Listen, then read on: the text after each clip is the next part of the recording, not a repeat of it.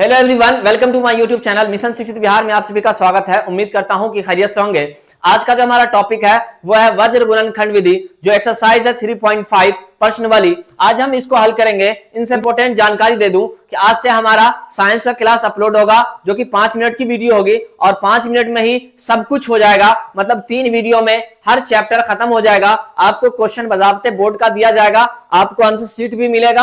आप उनको लिखें और याद करें और प्रॉपर आप अपना एग्जाम बेहतर बनाएं और रिजल्ट में टॉप लाए। चलिए हम क्लास को स्टार्ट करते हैं। क्लास स्टार्ट करने से पहले ये देख लेते हैं कि वज्र गुणनखंड विधि कहते किसको है, इनका फॉर्मूला क्या होता है, किस ट्रिक से हमें, किस माध्यम से हमें याद करना है और सवाल को कैसे हल करना है, वो सारी चीज इस वीडियो में आपको मिलेगी। चलिए सबसे पहले हमारे पास 2 इक्वेशन है और हमारे पास कुछ रूल है। ये रिप्रेजेंट करता है वज्र गुणनखंड विधि को। आइए आप समझते हैं। सबसे पहले समझे, यहां पे हमने x लिखा, दूसरे बॉक्स में y लिखा और तीसरी बॉक्स में हमने 1 लिखा।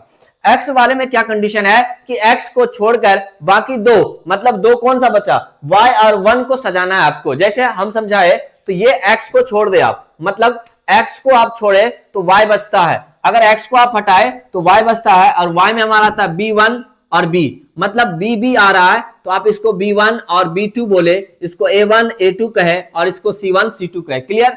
तो आप देखें x को छोड़ दे तो b1 b2, तो यहां पे आप सजा ले b1 और b2। क्लियर? अब यहां आए, बच गया c1 c2, तो यहां आप लिखे c1 और c2 इस तरह से। y वाले में y की कंडीशन को छोड़ दे, जैसे y को अगर आप छोड़ते हैं तो बचता है हमारा a1 a2 c1 c2, तो c1 c2 सजाया गया है, बच क्या गया a1, तो यहां पे आप a1 लिखे और यहां पे आप a2 लिखे इस तरह से। बाकी बचा 1, तो 1 में 1 को छोड़ दे, बचा ये a1 a2 तो ऑलरेडी लिखा हुआ है। अब बचा b1 b2, तो यहां पे आप b1 b2 भी लिख सकते हैं। एक और चीज समझिए, जो शुरू में लिखा हुआ है वही चीज सेम लास्ट में लिखा हुआ है, ये है इनका प्रोसेस। अब कैसे करना है वो सुने। आपको क्या करना है, ऊपर वाले से नीचे गुना करना है। जैसे b1 c2, तो क्या लिखना है यहाँ पे b1 c2, क्या लिखना है b1 c2 और माइनस देना, माइनस का साइन देना। फिर यहां पे b2 c1, ये इनका फॉर्मूला होता है। इस तरह से आप फॉर्मूला समझ सकते हैं। काफी इजी ट्रिक से हम आपको बता रहे हैं और हमारा थंबनेल भी आपको इस तरह से रिप्रेजेंट करेगा। चलिए आगे देखते हैं। अगला हमारे पास है क्या, c1 से गुना करें a2 को। किससे गुना, c1 से गुना करना करें किसको, a2 को, तो यहां पे लिखे c1 a2। क्लियर? माइनस यहां से फिर गुना करें तो c2 और a1, c2 और a1, मतलब c1 a2 c2 तो a1, c2 तो a1। अब आ जाए 1 में देखे तो a1 b1 b2, तो a1 b2 minus a2 b1, क्या है a2 b1। आइए इस तरह से अब हम सवाल को हल करते हैं। कोई एक सवाल ले ले, फिर हम समझते हैं वज्र गुणनखंड विधि को जो हम बताए हैं। जल्दी से आप क्या करें, ये फॉर्मूला आप लिख ले, ये फॉर्मूला से ही सारे सवाल बनेंगे। चलिए इनको स्टार लगा दे और इनसे इतना समझिए, ये मोस्ट इंपोर्टेंट फॉर्मूला है, वीबीआई फॉर्मूला है, क्योंकि इससे एक क्वेश्चन एग्जाम में आपको देखने को मिलेगा और ये फॉर्मूला अगर आपको आ रहा है तो सवाल बड़ी आसानी से आप हल कर सकते हैं। चलिए, अगर बाय द वे सर ये फॉर्मूला याद ना हो और हम याद करना भी ना चाहे, फिर सर कैसे बनाएंगे, उनके लिए भी हम सॉल्यूशन लाए हैं। उनको भी कैसे बनाना वो भी हम बताते हैं साथ में सवाल लेके।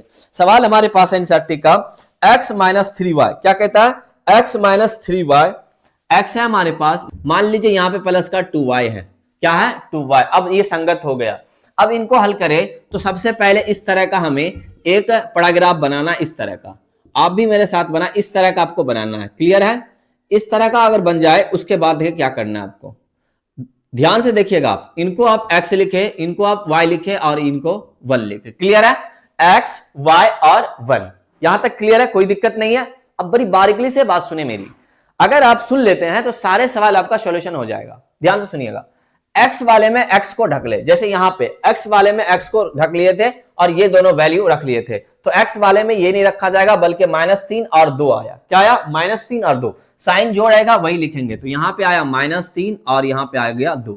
क्लियर है? उसके बाद बचता हमारे पास -3 माइनस का 2, तो यहां पे -3 और यहां पे -2। क्लियर है? अब y वाला में जाए तो y को ढक ले, तो क्या बचा, x का मान कितना, 1 और 3, तो 1 और 3 की जगह यहां नहीं बल्कि यहां पे 1 और 3, और क्या बचा -3 और माइनस का 2, तो -3 माइनस का 2 ऑलरेडी लिखा हुआ है। अब हमें पहुंचना है 1 वाले में। अगर 1 वाले में जाते हैं तो 1 को ढक ले तो 1 और 3 जो कि लिखा हुआ 1 और 3 और यहाँ -3 -2 -3 और यहाँ पे 2 देख रहे हैं, जो शुरू में लिखा हुआ वही चीज यहाँ पे लास्ट में लिखा है। यही चीज यहाँ भी बताए, जो शुरू में लिखा है वही चीज यहाँ पे लास्ट में लिखा है। क्लियर है। अब हम जानते हैं क्या कि इस तरह से 3 है ना रेटिंग डाल लेते हैं, जिसपे एक का x नाम लिखते हैं, दूसरे का y और तीसरे का 1 और यहाँ पे इक्वल का साइन दे देते हैं। क्लियर है। अब सुनिए, अब इनको इससे गुना करें तो माइनस माइनस प्लस, 3 दूनी कितने आ गए 6, यहां पे आ गया क्या माइनस, 3 दूनी कितने आ गए 6। जरा गौर करें, 3 दूनी 6 तो आया मगर माइनस का 6 आया तो माइनस माइनस हमारा प्लस आ जाएगा और 3 दूनी यहां पे 6 लिख लेंगे। क्लियर है। आगे सुनो, माइनस प्लस तो -3 क्या कितने आ गए 9। अब ये 2 इकाई माइनस का 2, माइनस ऑलरेडी पहले से होता है, फिर से माइनस आया तो प्लस हो जाएगा। क्यों आएगा, क्या आ जाएगा प्लस, क्योंकि ये देखिए पहले से माइनस होता है, अगर माइनस पहले से हो और फिर -2 गुना -2 आए तो माइनस माइनस प्लस हमारा होगा। अगला 2 इकाई 2 होगा, फिर माइनस दिए 3 तिया 9, माइनस का 9 तो यहां हो जाएगा प्लस का 9। क्लियर है यहां तक। अब आगे देखे, x 6 कितने आ गए 12 बराबर y और 2 में से 9 गया तो माइनस का 7 और बराबर में आ गया 1, 9 2 11, ये हमारा रिजल्ट आया। अब इसके आगे कैसे बनाना है वो देखें।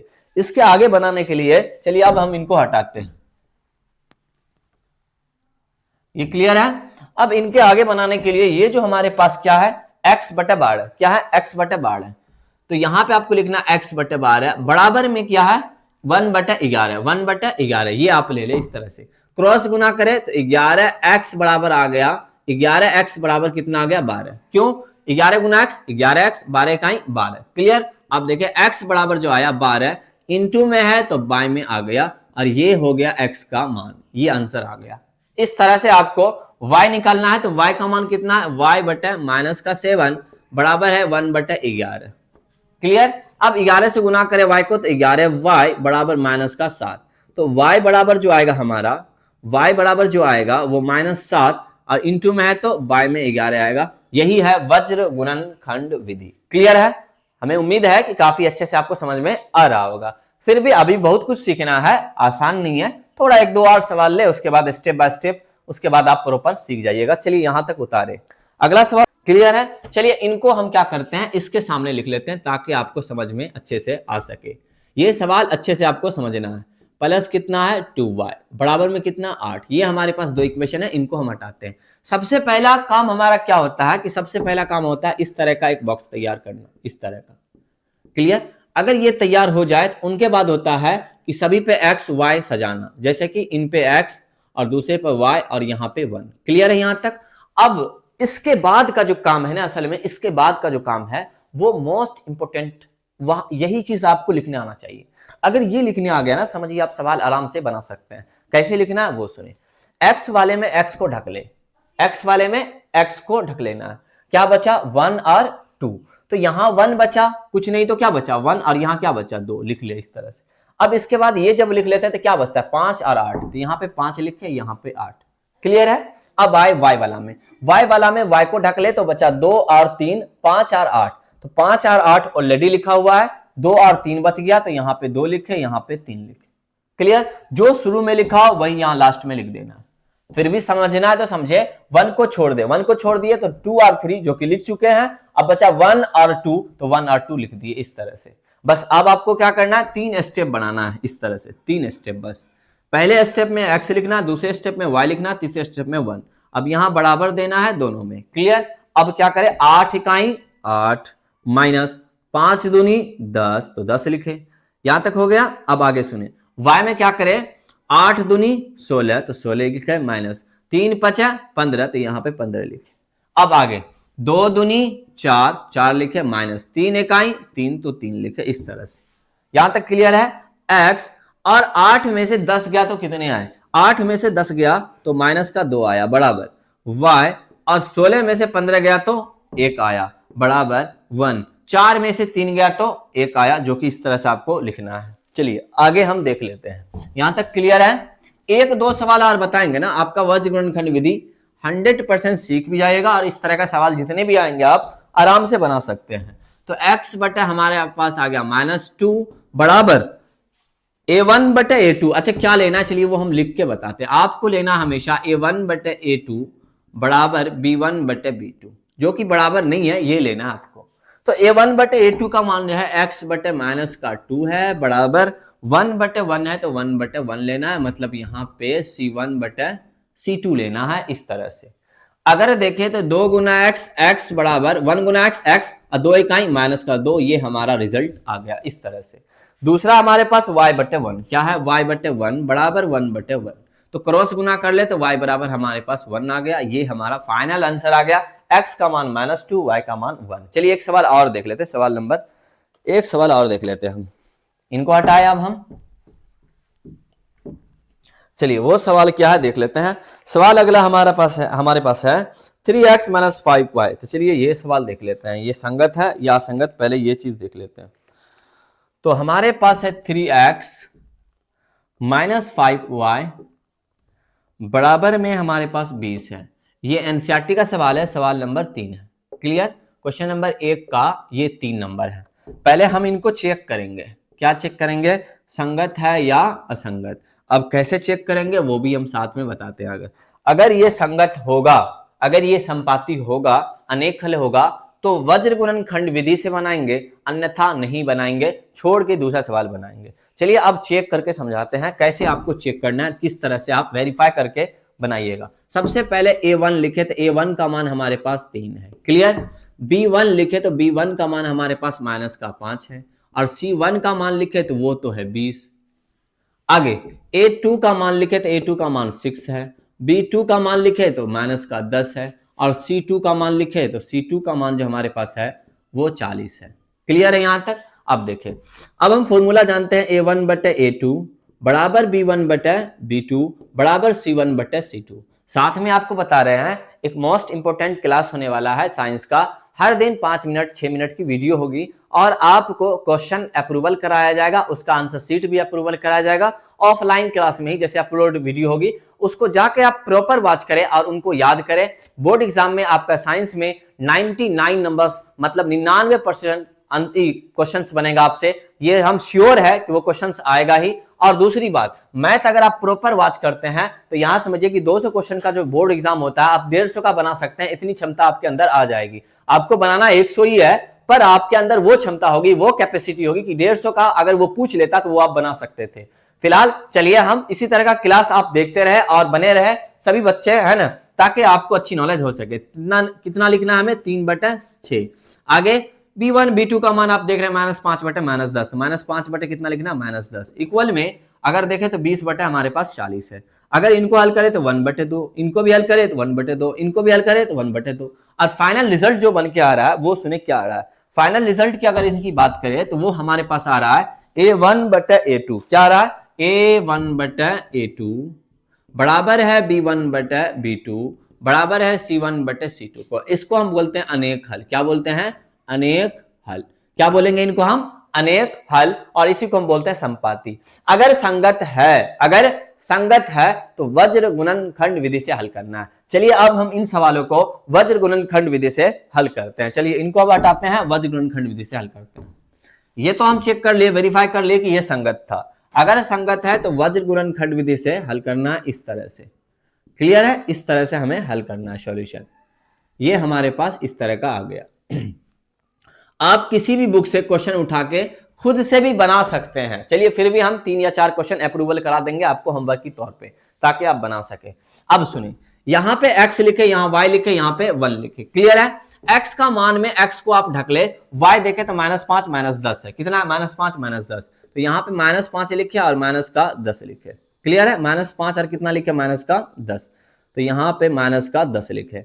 अब x वाले में तो x को ढक दिया, -5 -10 लिखे। अब क्या बचा, 20 और 40, तो यहां पे लिखे 20 और यहां पे लिखे आप 40। क्लियर है, आगे सुने। y वाले में y को हटा दे तो 3 और 6 बचा x में, तो यहां पे 3 लिखे, यहां पे 6 लिखे और 20 और 40 बचा, जो कि 20 और 40 लिखा हुआ ऑलरेडी। अब 1 वाले में आए तो 1 को ढक ले और x का मान 3 और 6 है, 3 और 6 लिखा हुआ है, बच गए ये -5 और -10। तो याद रखिए शुरू में जो लिखाएगा वही चीज लास्ट में लिखाएगा। ये कई बार हम बता चुके हैं, हर सवाल में बता रहे हैं आपको। आगे क्या करना है, वही सेम कंडीशन, तीन कंडीशन अप्लाई करना है इस तरह से, तीन स्टेप, 1 y और x लिखना है आपको, यहां पे इक्वल का साइन देना है। क्लियर? अब ऐसे गुना करें तो 5 चौके आ गया 20, 5 चौके आ गया 20 मतलब 200, और ये माइनस का है तो माइनस का देंगे, फिर यहां माइनस होता है तो माइनस देंगे। अब ये 20 गुना 10 करेंगे तो ये भी हो जाएगा 200, कितना हो जाएगा 20 ढाई 200, और ये माइनस है तो माइनस माइनस हो जाएगा प्लस। क्लियर? आगे सुनिए, y का मान देखें तो 20 गुना 6, 6 दूनी 12, 120 माइनस देना है, और 4 तिया 12, 120 ये भी आ गया। सभी कंडीशन में जीरो आ रहा है। अब देखिए 3 से इसको गुना करें तो क्या आ गया, 3 ढाई 30 माइनस का 30, और 6 पंचे 30 माइनस माइनस प्लस का 30। अब यहां x का मान देखें तो x बटे 0 आता है, फिर y बटे 0 आता है, फिर 1 बटे 0 आता है। क्यों? ऐसी कंडीशन क्या हुई कि 2 में से 200 गया तो 0 आया, 120 में से 120 गया तो 0 आया, 30 में से 30 गया तो 0 आया, और इसको हम बोलते हैं अनेक हल, अनेक सॉल्यूशंस। तो ये हमारा राइट आंसर, इस तरह से हमें बनाना था। इसके आगे कुछ भी नहीं करना है, बस यहां तक आपको बनाना है, ये नहीं लिखना है, और यही आपका आंसर हो गया। चलिए, इस तरह का वीडियो देखने के लिए आप हमारे YouTube चैनल से जुड़े रहे। थैंक्स फॉर वॉच, मिलते हैं नेक्स्ट वीडियो में।